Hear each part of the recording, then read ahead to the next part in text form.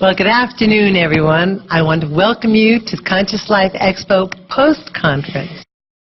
I love this expo because we bring in some of the top talent around. And the gentleman that I'm going to introduce is one of the people that is definitely tops in his field and has such incredible information to share. So I would like you to join me in giving a rousing Conscious Life Expo welcome to David Wilcock. Thank you. Thank you.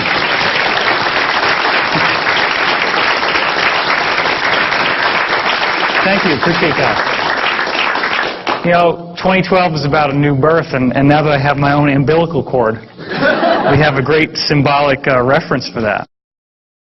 So this is going to be a bridge where we're going to start with the 2012 Enigma material that I didn't get to finish yesterday because literally we had the line for that room wrapped around 2 halls in this hotel.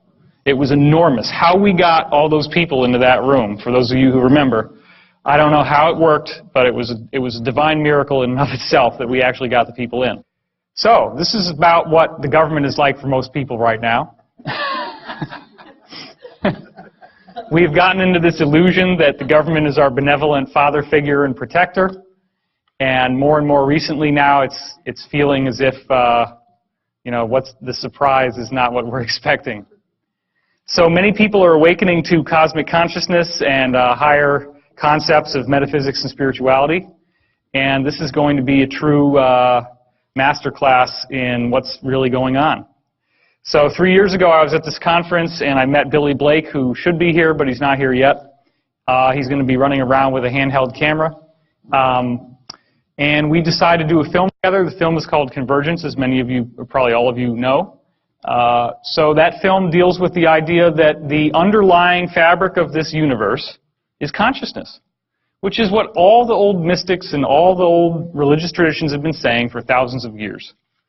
Now, what I offer is a much more elaborate and intricate spin on the notion of a consciousness field than you've probably ever seen anywhere else.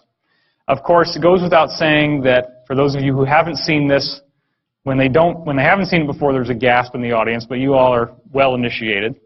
Edgar Cayce and myself, there's obviously a facial similarity there. This is my brother and Casey's first guy, Dr. Ketchum, who got him out there in the world. My father, after a Metallica concert, that's why he's sneering. And the Squire, Edgar Cayce's father. My father would only shop at the Squire shop, and everybody called Cayce's father the Squire. This is my best friend Jude and Edwin Blumenthal from the Cayce tradition, one of his principal investors.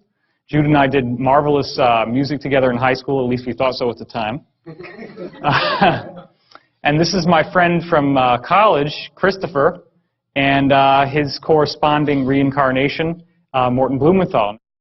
This is my good friend from college, Angelica, and this is Edgar's wife, Gertrude.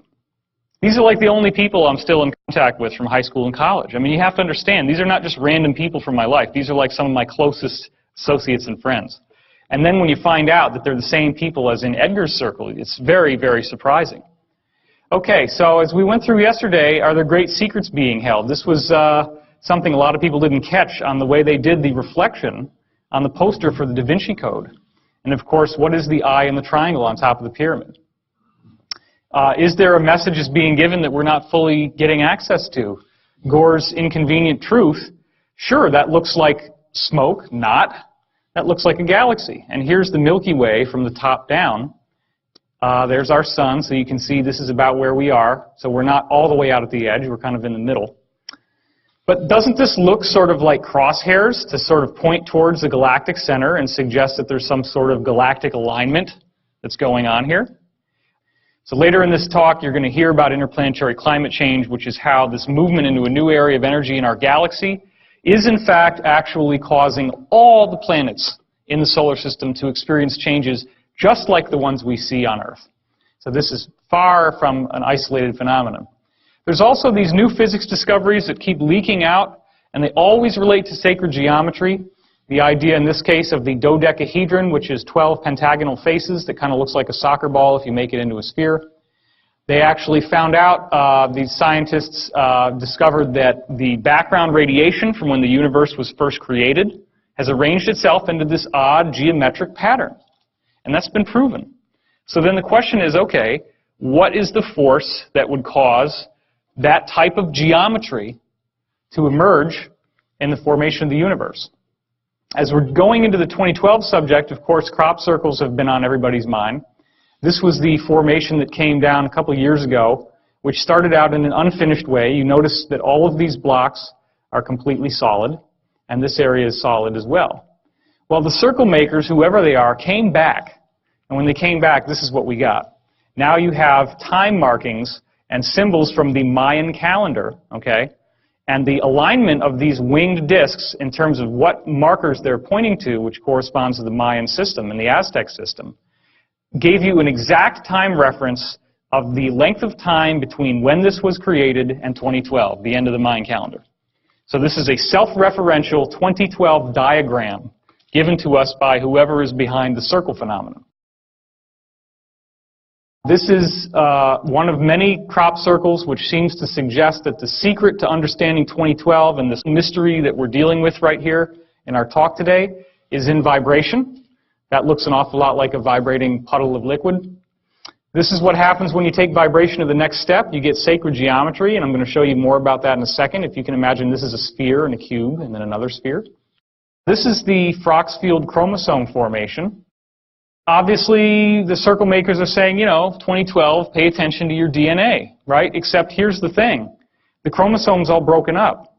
And that's what happens before there's about to be a cell metamorphosis. Now, this is even more interesting. Check this out. What does that look like to you? A double helix. Okay, and there's 12 stations.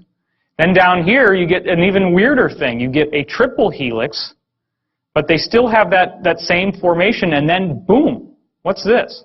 And look at the timelines. This is less than a month apart in 1999, and this came out in 96. So it appears that there is a message being given about the basic nature of DNA changing somehow.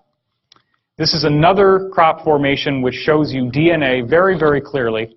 As you can see that it's twisting, and you can see the ladder and the helixes. So there's something very interesting going on here. Now, this is one of the most staggering formations that's ever come down. And as I said yesterday, the idea that two drunken Englishmen stomped it down with a funny hat and a string and board after coming back from the bar one night, it just doesn't fly. This is much too complex to be something that could have been done without an elaborate. And you know, the thing is, I mean, there have been some cases where formations like this have been documented as showing up within a 1-hour period. Like somebody's out there at night, they see nothing, and then there's lights, and the dogs start barking, and everything goes nuts, and then all of a sudden, boom, there it is. So this is showing you the geometry of the tetrahedron, which here's a drawing of it. This is the frozen vibration that is one of the principal energy fields that moves through planets, as you can see in this diagram. It shows up at 19.5, which is Richard Hoagland's thing. He's speaking tonight at 7. So here's your animation of the actual Great Red Spot, which is at the limb of the tetrahedron down here, and Jupiter.